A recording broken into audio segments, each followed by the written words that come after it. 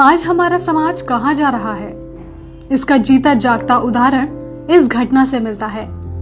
आज बच्चे तरक्की करके 4 पैसे कमाने लग जाते हैं तो अपने माँ बाप को भूल जाते हैं। आज जिस घटना के बारे में हम आपको बताने जा रहे हैं, उसे जानकर आप सोच में डूब जाएंगे कि आज हम अपने संस्कारों, अपने समाज को आखिर कहाँ ले जा रहे हैं। लखनऊ के एक उच्च वर्गीय बूढ़े पिता ने अपने पुत्रों के नाम एक चिट्ठी लिखकर खुद को गोली मार ली। चिट्ठी क्यों लिखी और क्या लिखा, ये जानने से पहले संक्षेप में चिट्ठी लिखने की पृष्ठभूमि जान लेना जरूरी है। पिता सेना में कर्नल के पद से रिटायर हुए। वो लखनऊ के एक पॉश कॉलोनी में अपनी पत्नी के साथ रहते थे। उनके 2 बेटे थे जो सुदूर अमेरिका में रहते थे। यहाँ ये बताने की जरूरत नहीं कि माता पिता ने अपने लाडलों को पालने में कोई कोर कसर नहीं रखी होगी। बच्चे सफलता की सीढ़ियां चढ़ते गए, पढ़ लिख कर इतने योग्य हो गए कि दुनिया की सबसे नामी गिरामी कॉर्पोरेट कंपनी में उनको नौकरी मिल गई। संयोग से दोनों भाई एक ही देश में लेकिन अलग अलग अपने परिवार के साथ रहते थे। एक दिन अचानक पिता ने रुआंसे गले से बेटों को खबर दी, बेटे तुम्हारी माँ अब इस दुनिया में नहीं रही। पिता अपनी पत्नी की मिट्टी के साथ बेटों के आने का इंतजार करते रहे।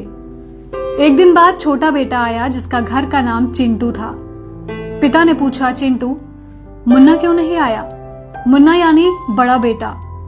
पिता ने कहा कि उसे फोन मिला, पहली उड़ान से आए। धर्म अनुसार बड़े बेटे का आना सोच वृद्ध फौजी ने जिद सी पकड़ ली। छोटे बेटे के मुंह से एक सच निकल पड़ा।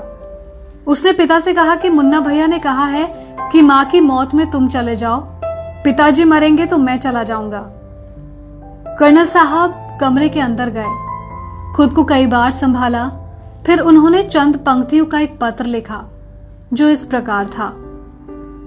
प्रिय बेटो, मैंने और तुम्हारी माँ ने बहुत सारे अरमानों के साथ तुम लोगों को पाला पोसा, दुनिया के सारे सुख दिए, देश दुनिया के बेहतरीन जगहों पर शिक्षा दी।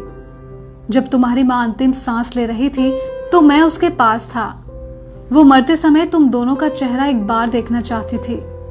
तुम दोनों को बाहों में भर कर चूमना चाहती थी। तुम लोग उसके लिए वही मासूम मुन्ना और चिंटू थे।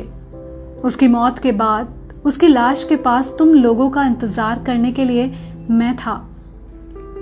मेरा मन कर रहा था कि काश तुम लोग मुझे डांढस बंधाने के लिए मेरे पास होते। मेरी मौत के बाद मेरी लाश के पास तुम लोगों का इंतजार करने के लिए कोई नहीं होगा। सबसे बड़ी बात यह है कि मैं नहीं चाहता कि मेरी लाश निपटाने के लिए तुम्हारे बड़े भाई को आना पड़े। इसलिए सबसे अच्छा ये है कि अपनी माँ के साथ मुझे भी निपटा कर ही जाओ। मुझे जीने का कोई हक नहीं, क्योंकि जिस समाज ने मुझे जीवन भर धन के साथ सम्मान भी दिया, मैंने समाज को असभ्य नागरिक दिए। हाँ, अच्छा रहा कि हम अमेरिका जाकर नहीं बसे, सच्चाई दब जाती।